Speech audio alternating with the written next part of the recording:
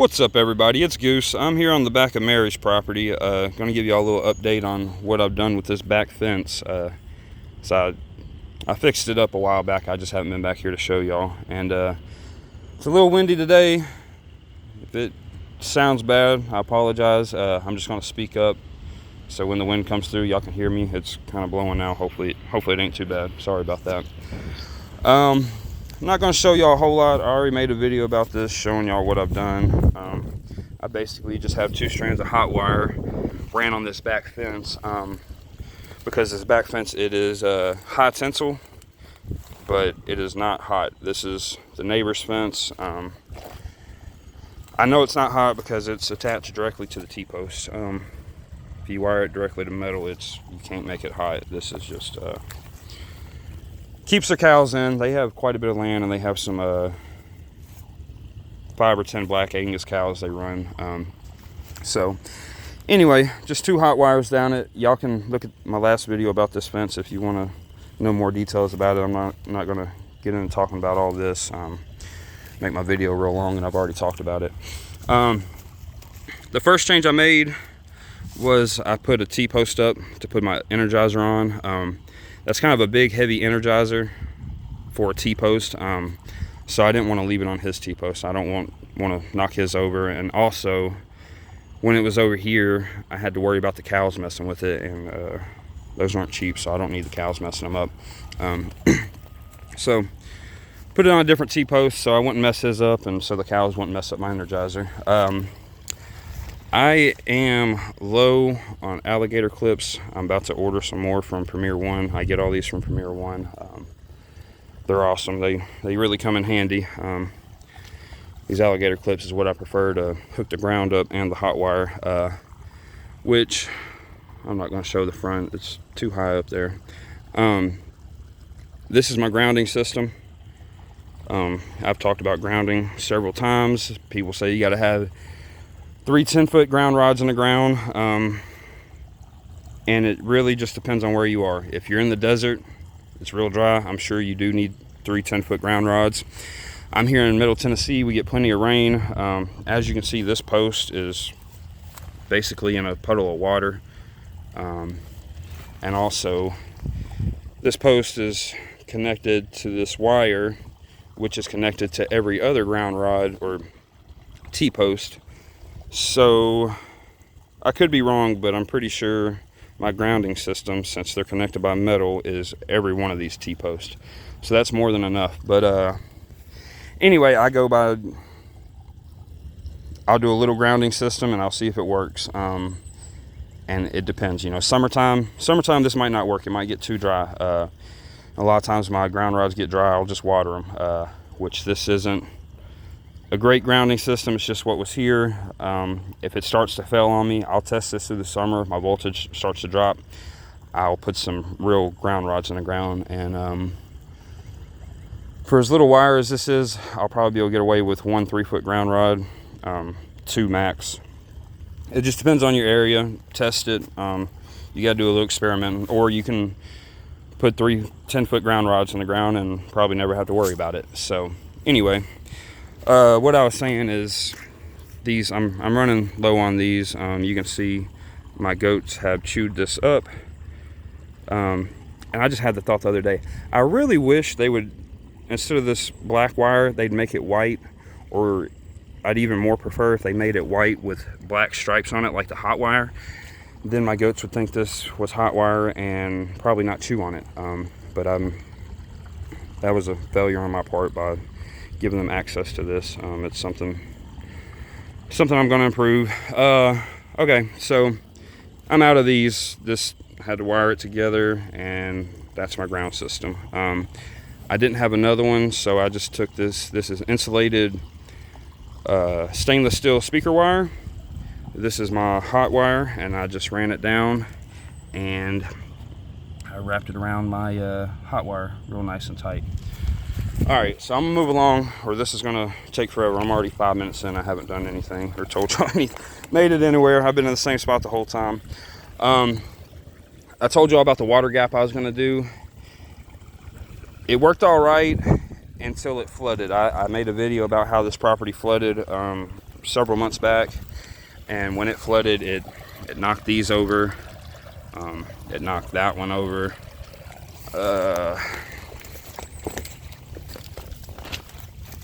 Those held together well, but they're really clogged up. Those are really clogged up. I need to get in there and pull that stuff out. Be nice if the water went down before I did that.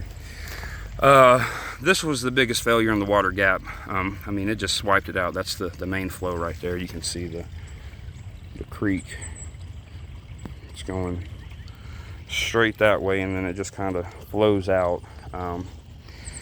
But my water gap fell. It worked fine until it flooded. I think I could put it back up right now and it would be fine.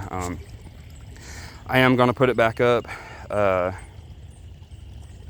and we'll see how it does. If I keep having problems, I might do just rebar every 8 inches or so. We'll see. It's when the water's up, this is nothing to really worry about. I might have to worry over there, but I can guarantee you the goats will not go through here. There are exceptions. If you have nannies and heat over there and you got a billy goat over here, he'll crawl through that water. It's there's something else when they're trying to breed. But typical circumstances, if all the goats are in this pen together, they're not going to go out there. Goats hate getting their feet wet. They hate water. They can swim, but they don't want to. Anyway, while this water is up, this is nothing to be worried about. They're not going to go out there. If the gap was over there where there's no water, they would get out, but they are not going to crawl through this water to get out. Under normal circumstances, let's see if I can bust my butt in front of y'all real quick. All right, I made it. Okay, 2 hot wires ran all the way. I've already showed y'all that. There are some adjustments I might make. I just haven't done it. Haven't been back here. There haven't been any goats over here for, they've been out of here for a while. When did I take them out? Honestly, can't remember. I haven't had any goats over here for at least 2 months, I believe, maybe 3.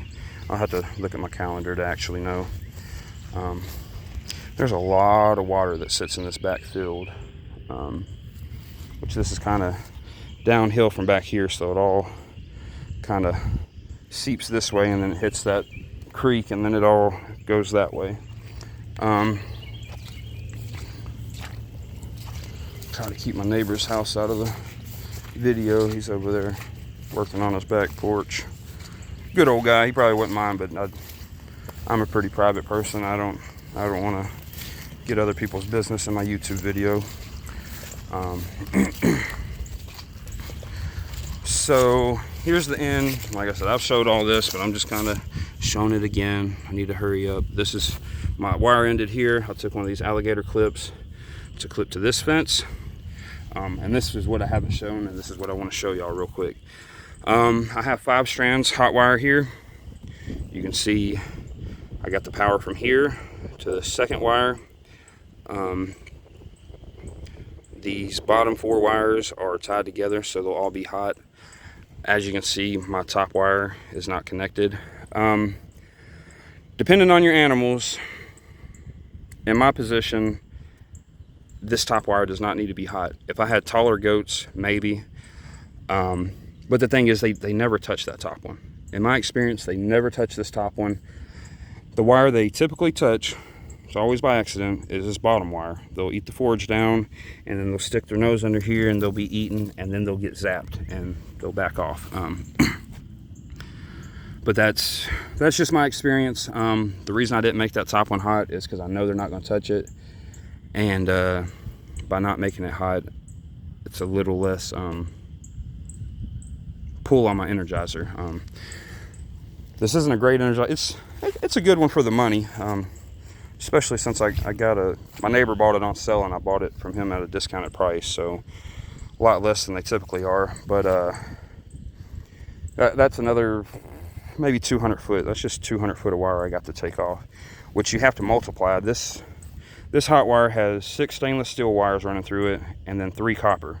So there's actually 9 wires. So when you calculate how you're going to do your fence, you need to take that into account, because let's say this is 200 foot of wire. I'm not sure, but it's something close to 200 foot of wire. Well, you're not actually powering 200 foot. You're powering 200 foot times 9 wires, which is 1,800 foot. So, anyway, I took 1,800 foot of wire off of this fence energizer by not making that one hot, and that's the only reason I did it. Okay. So back here, I ran 5 hot wires. I probably could have got away with 4. I like running 4. I did 5, and I might even come back and do 6. If I run kid goats down here, I might come back and do a 6 wire, because kids are more likely to get out than the adult goats, because they can slip through real easy, and plus they're not as familiar with it, so they could get shocked and then jump through and be on the other side and not even mean to. And then they could possibly be stuck out there because they're afraid of the wire, and that could just be a real mess. I mean, there's hundreds, probably really thousands of acres of woods out around us. So I mean, there's all kinds of predators out here. So yeah, I just did an extra wire. I usually do 4. I did 5 just because this is on the back side. If it was on the front side, I probably would have done 4. But this is on the back side. I don't see it often. I don't walk back here every day. So I did an extra wire just to be safe, just to make sure my my little goats don't get out. So walk through here. My neighbor's house is right to the left, so I don't want to be looking over there.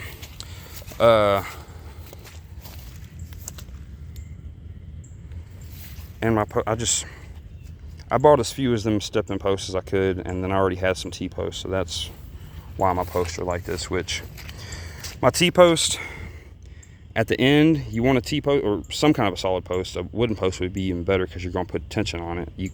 There's no way you could put one of them step-in posts at the end with 5 wires and it hold. So the end posts need to be something solid, and the corners have to be something solid. So typically on the straight line, I like to put these step-in posts. I just got that T-post back there because I already had it. This is my corner right here. So again, I use a T-post. And I use these random T-posts in the back because nobody's ever going to see them. I like for it to match more up front, but nobody's going to see these, so I use the extra. And I seen these a minute ago. I have been wondering where these are for like 2 months now. These are my best lopper. Well, they're the newest lopper, so they're not messed up yet, and I've been wondering about them forever. I wonder if my tape measures are back here. I'm missing 2 tape measures too. I'm usually not that bad about losing tools, but I do not know what I do with my tape measures. And these loppers, I just leave them laying around where I think I need them, and then sometimes I forget about them. Okay, so I have some tensioners right here. As you can see, they're only on the bottom. I don't worry so much about the top wire being as tight as the bottom wire, and the reason is, if they're both a little loose, the top one it doesn't make that big of a difference if it's loose. But if this bottom one's loose, it's going to be dragging the ground. So my bottom 2 or 3 wires, usually always at least the bottom one. Oh, there's my neighbor's house. It's okay. I just got the side of his house. I like a tensioner on the bottom one so I can keep it tight enough to keep it off the ground. So that's why I got tensioners on the bottom lines and not the rest. This video done got long. Here's another little corner post. So, okay, trying to keep my neighbors out. All right, frogs are going off over here. And then this is the end of there's woven wire all the way down. This is where it ended this way. So I just took some porcelain insulators and put it in this wood post, and it's holding up good. But anyway, that's my fence. I just wanted to give you all an update. I had some really temporary stuff last time, and I haven't been back here. But my goal was to make this video under 10 minutes, and here we are at 15. So I'll see y'all later. Goose out.